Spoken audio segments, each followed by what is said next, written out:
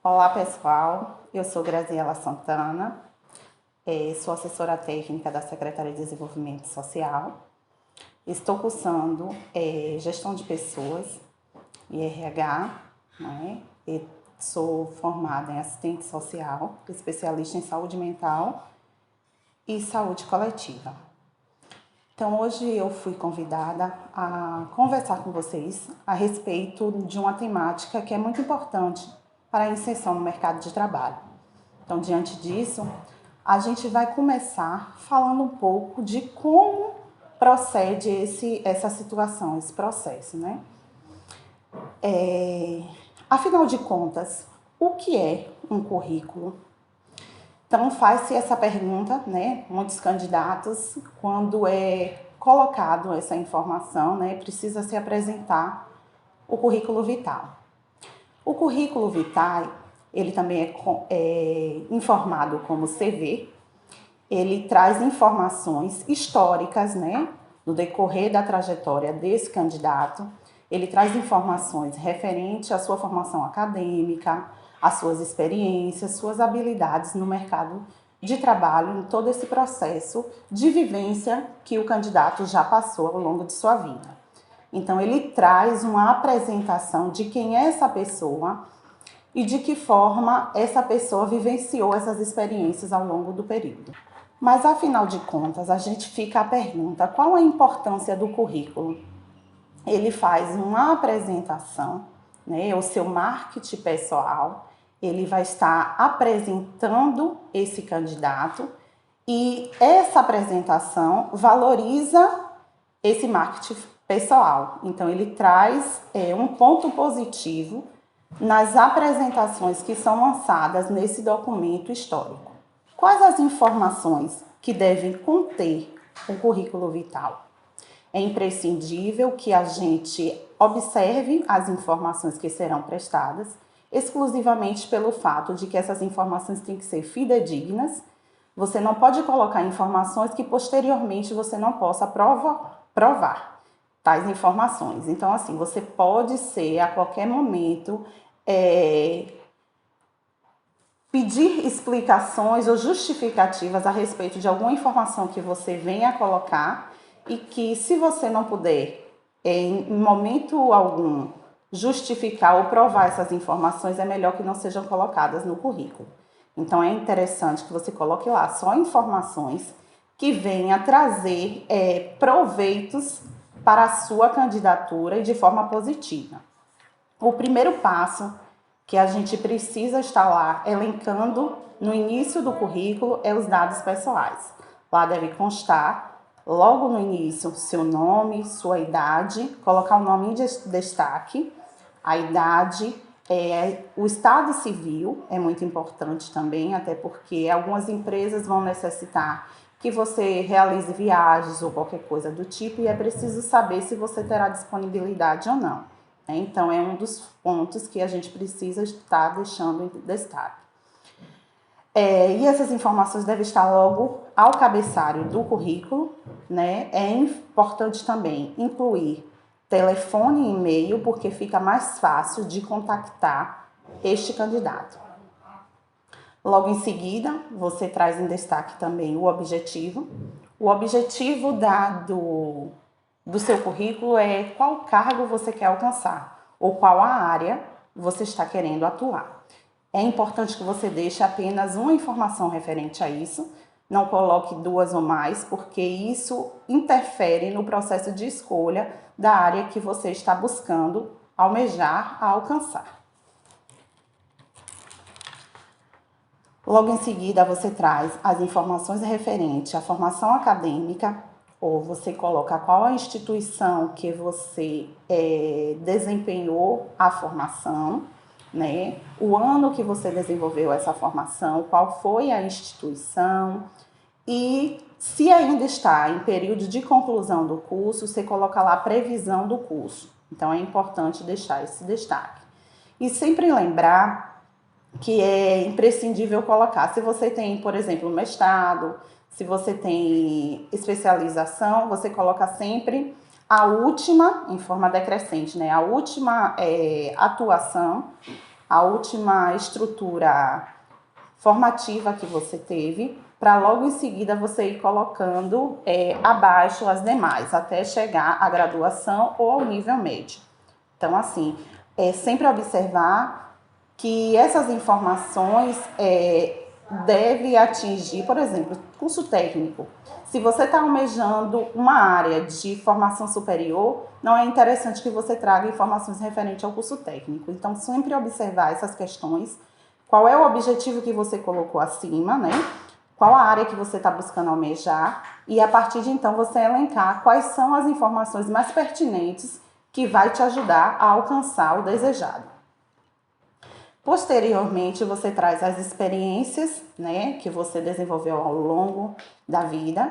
Observar também, mesmo que você tenha um currículo vasto, que você tenha muitas informações, é pertinente que você venha colocando as últimas, né, e as mais importantes, trazendo sempre, de forma decrescente também, quais são essas informações, colocando qual a área que você, qual a instituição que você trabalhou, né, ou a empresa, ou a prefeitura, qual o ano que você desenvolveu essa ação, quais foram as funções, né, as atividades desenvolvidas ao longo desse período.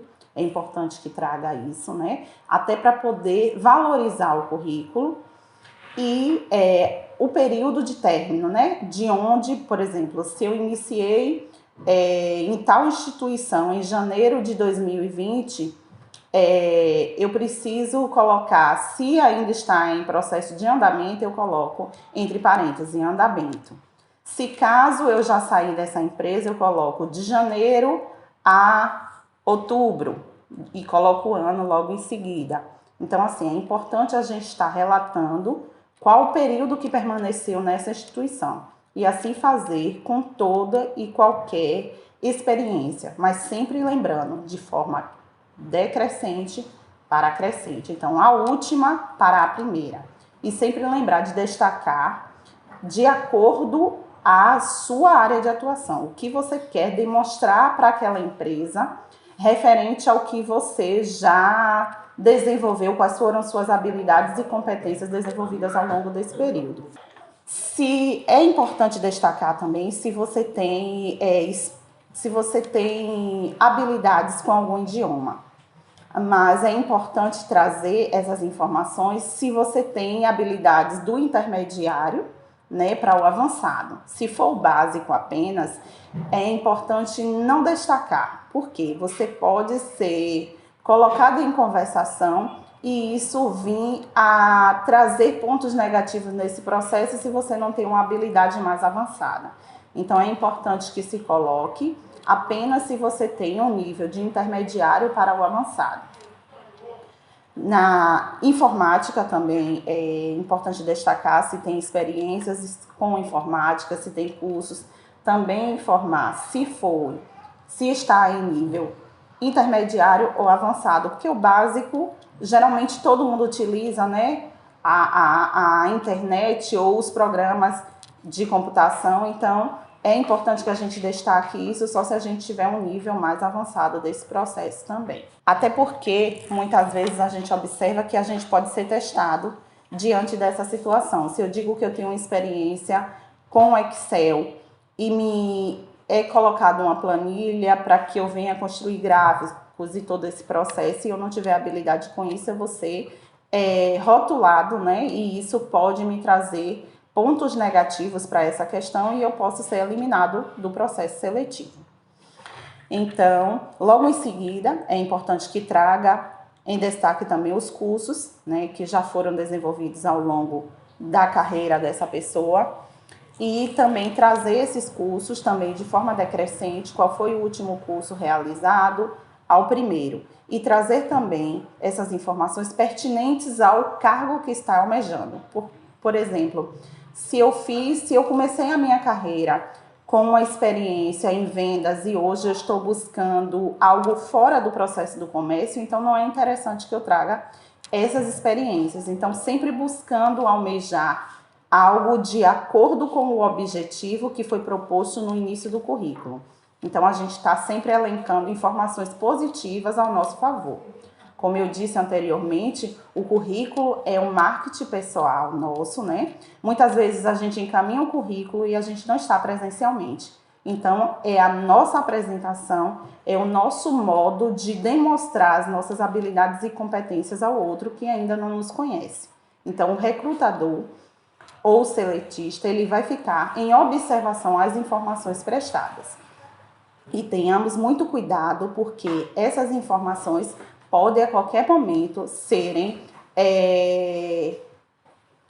julgadas e você passar por momentos difíceis ou constrangedor. É importante lembrar também que o currículo ele deve ter no máximo 2 laudas, ou seja, 2 páginas, não ultrapassar isso, fazer isso de maneira concisa e resumidamente, né, para que a gente tenha um currículo de destaque. Então, é importante observar essas situações. No caso da foto no currículo, né, se for necessário, você utiliza. Se a empresa demandar essa situação, no geral, não é necessário colocar o currículo, ou colocar a foto ao currículo.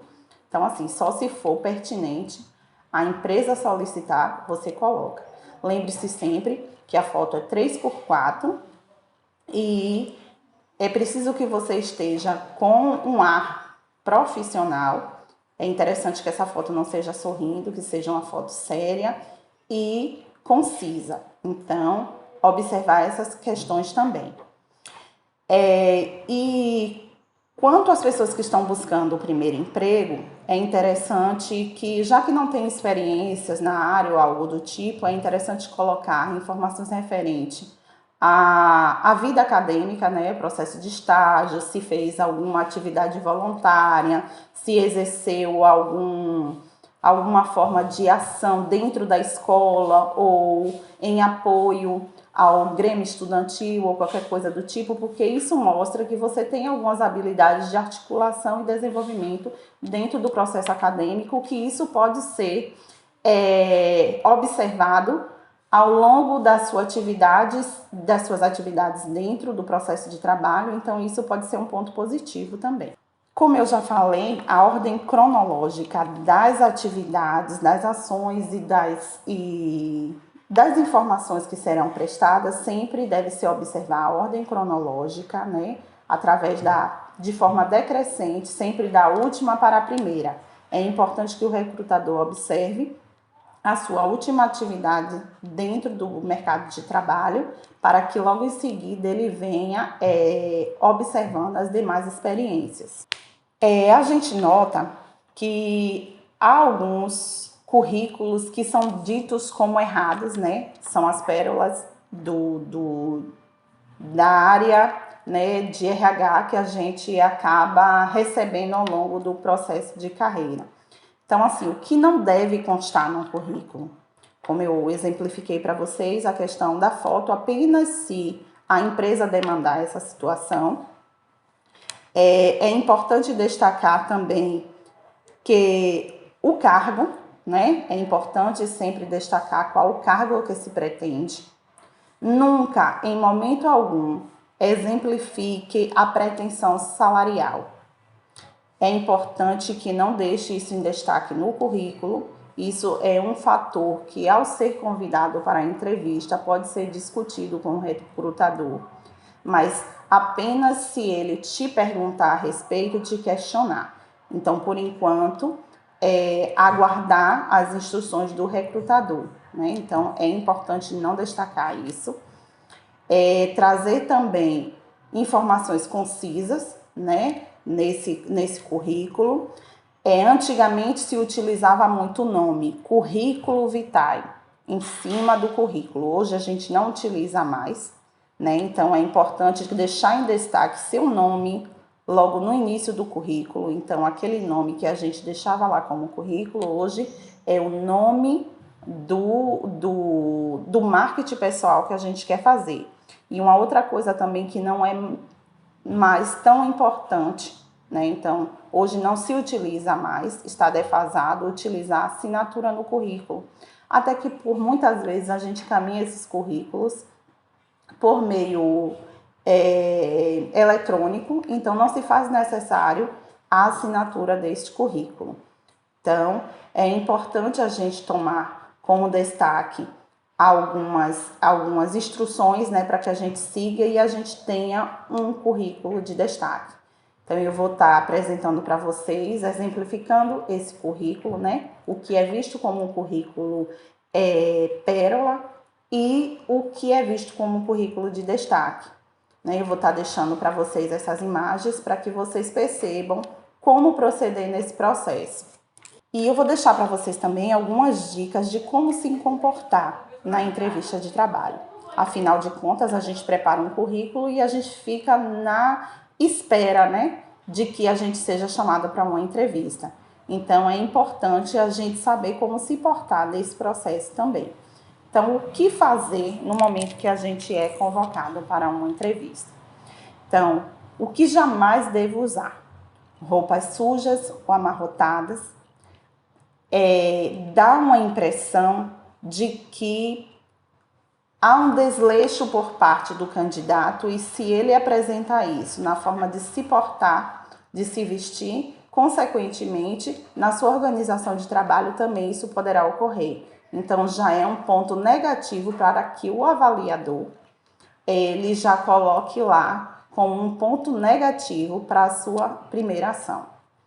Então, evite também cores berrantes, padrões, roupas na moda. Isso tudo faz com que se perceba que a pessoa desenvolve um padrão extravagante.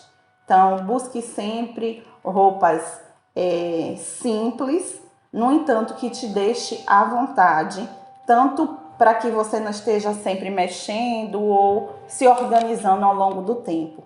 Então, é importante, né, que a gente destaque essas situações e busque estar sempre dentro desse processo de padronização para uma entrevista.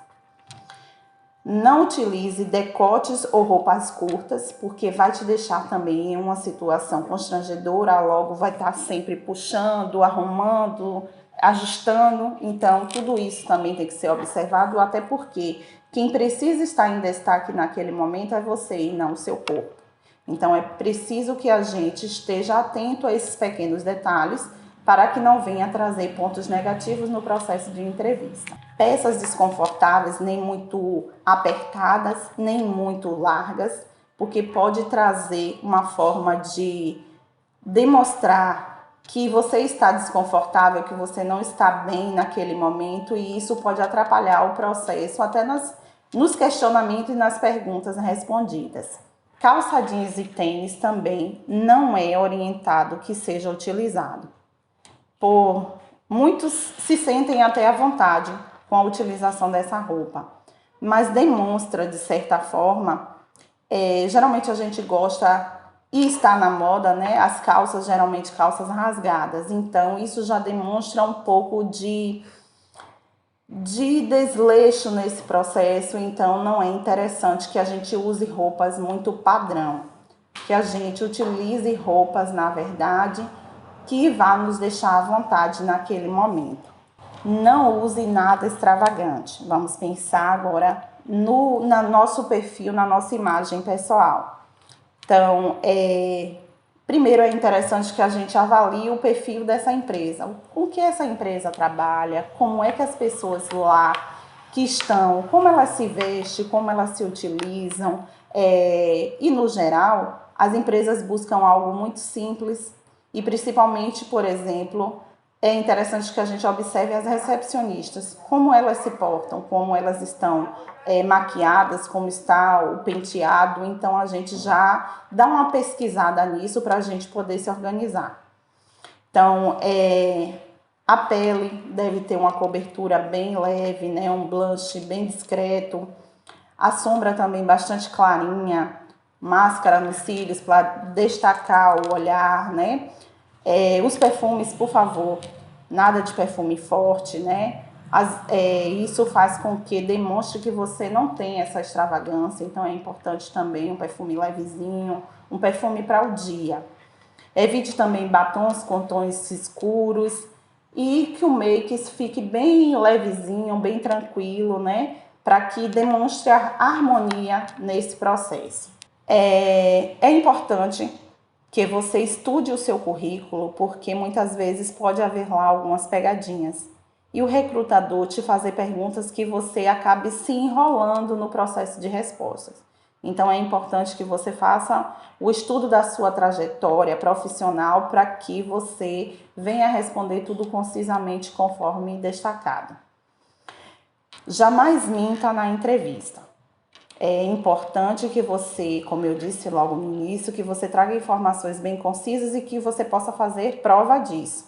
Então, jamais diga quem você não é nessa entrevista. Apresente-se de forma clara e concisa e que possa atrair pensamentos positivos frente ao recrutador. Tenha cuidado na sua comunicação não verbal, porque o corpo fala muito mais do que a nossa verbalização.